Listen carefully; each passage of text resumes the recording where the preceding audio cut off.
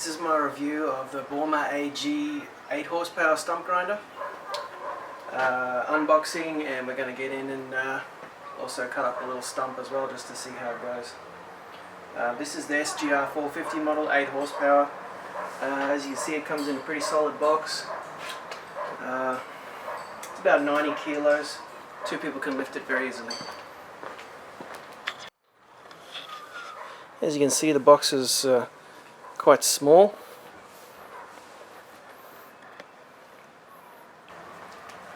First impressions, as I said before, solid box.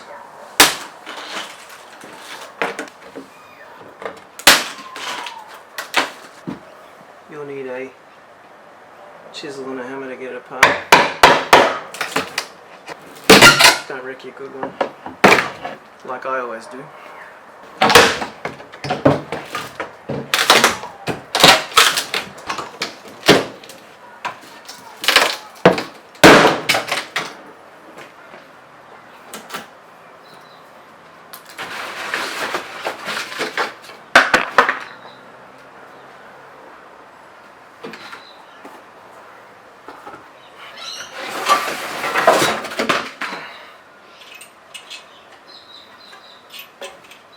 Feels nice and heavy, feels very solid. This stopper is, you gotta be gentle with that because you'll break it. The rest of that though is very, very solid looking. Welds are average.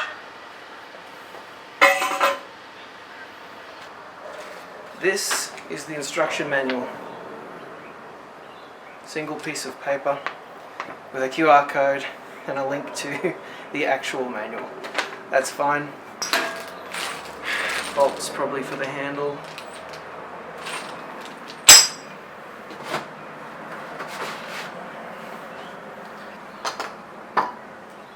Once again, very solid. You have a couple of cables that are currently attached to the machine. And the last piece that's left is the actual machine. Just want to make sure I don't lift off the wrong part. And there we go.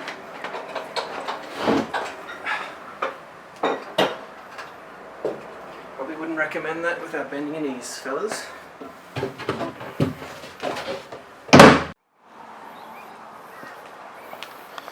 Righto, so here we have the base unit. You saw how big it was compared to me.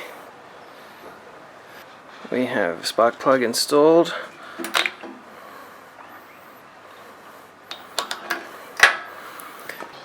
So as you can see, there it is. It actually, so far, I'm pretty impressed. It's heavy. The metal is good quality. The welds will hold. They're not great. All the parts are there. And I guess it's time to start assembly.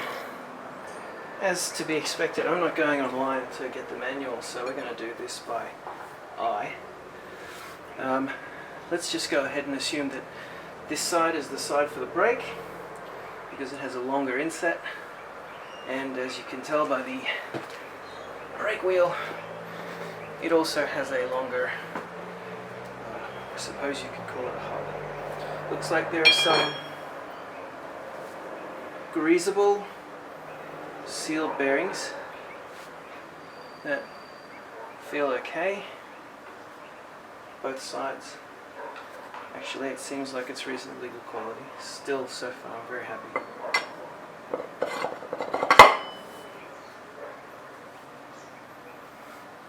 Good.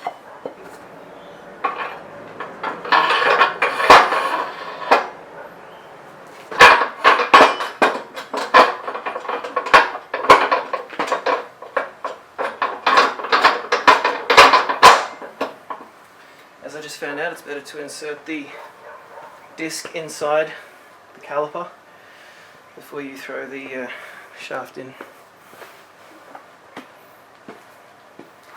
And as you can see, the bearings have a grease nipple. These are greasable bearings. This is quite a lot better quality than I expected.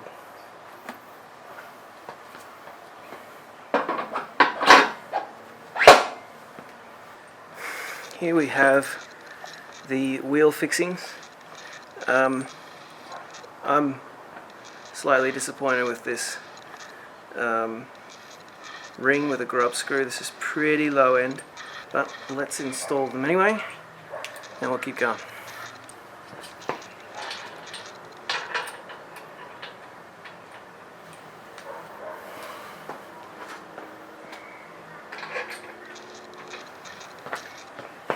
These are a 3mm grub screw.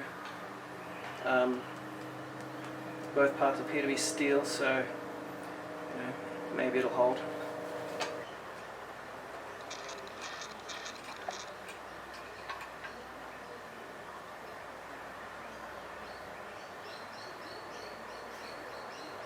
There we go.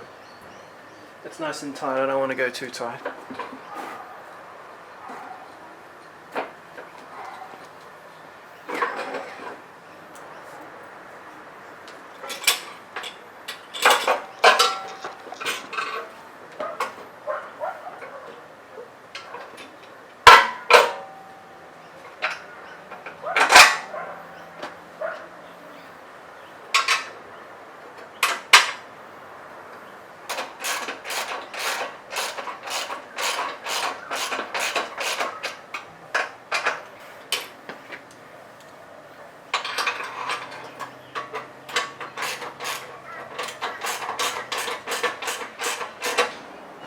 So we've got the handlebar on now.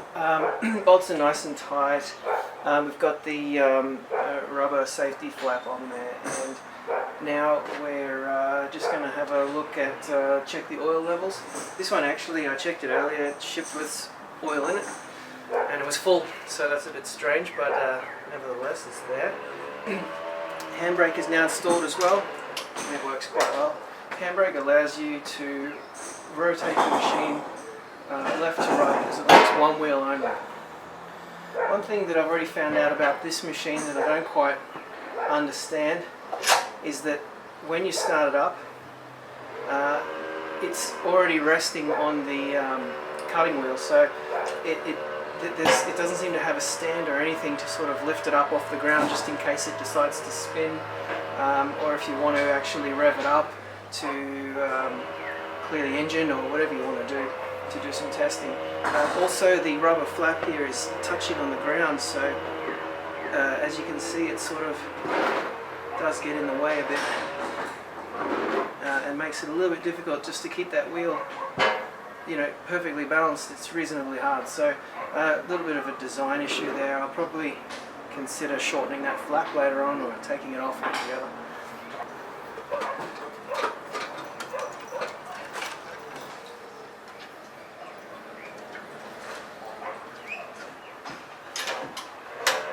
Now, I haven't started this machine yet, but I'm going to make sure I've got my safety switch on, so the engine's going to go. I'm going to make sure my revs are way back. I've got to make sure that the fuel is on, and I'm actually going to pull the choke on, which is back. As you can see, I've got it now propped up on a block because I haven't started this thing before and I don't know what to expect. Seeing as it sits on the cutting wheel on the ground as part of its resting points, then I thought I'd better prop that up just in case. First go, no lie.